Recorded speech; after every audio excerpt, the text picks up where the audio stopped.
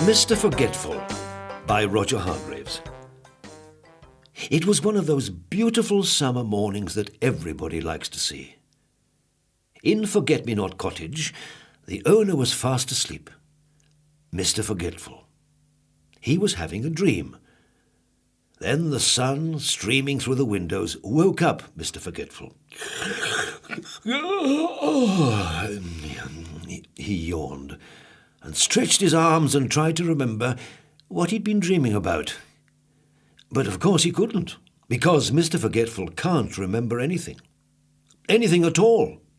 Ever. Mr. Forgetful got out of bed and went to wash his face.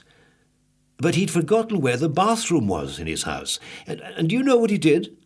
He walked into the wardrobe.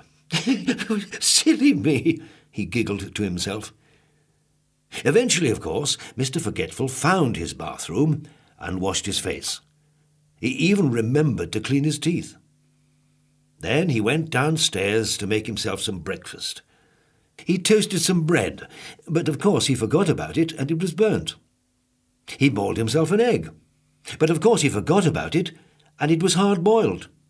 Mr. Forgetful has burnt toast and hard-boiled eggs for breakfast every day. It was such a lovely day, Mr. Forgetful decided to walk down to the village to buy a stamp for a letter he'd written 3 weeks ago, but had forgotten to post. Off he set. And did he remember to shut the door of Forget-me-not cottage behind him?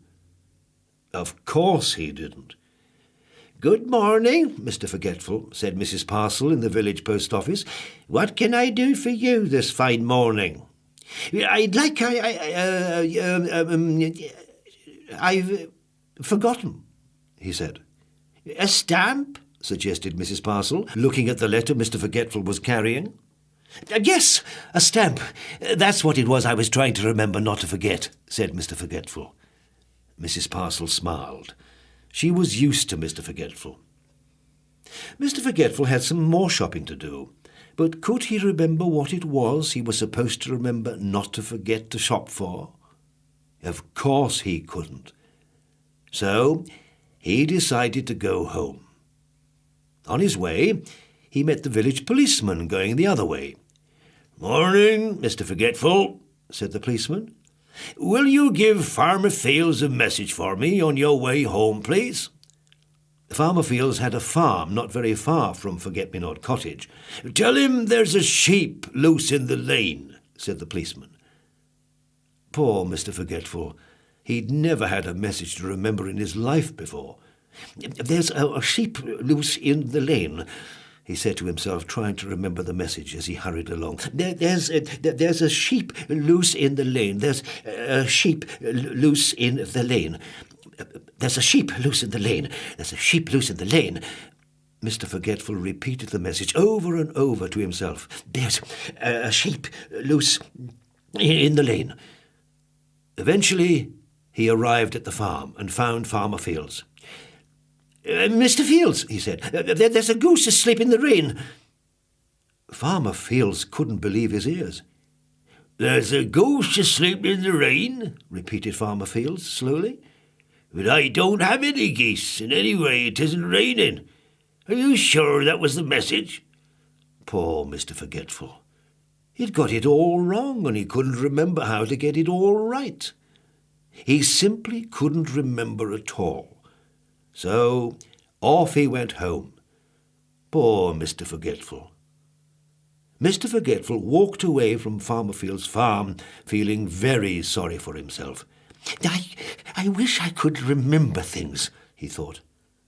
He was so busy feeling sorry for himself that he didn't see that there was a sheep loose in the lane.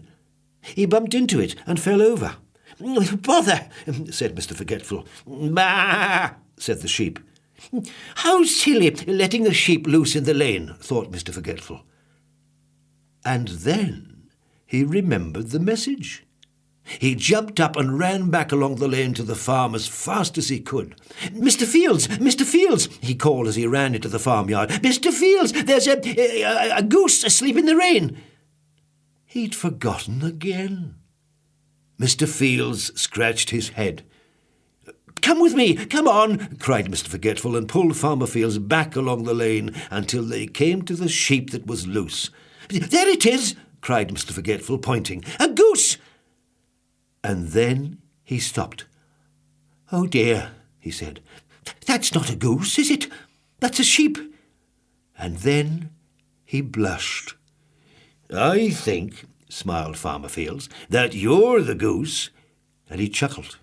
And Mr. Forgetful giggled, and Farmer Fields laughed, and even the sheep started to laugh. It was so funny. Later that day, Mr. Forgetful sat down in his favourite armchair in Forget-me-not Cottage to think about what a funny day it had been. But you know something? He tried and tried, but try as he would, he simply couldn't remember anything that had happened. Oh, Mr. Forgetful.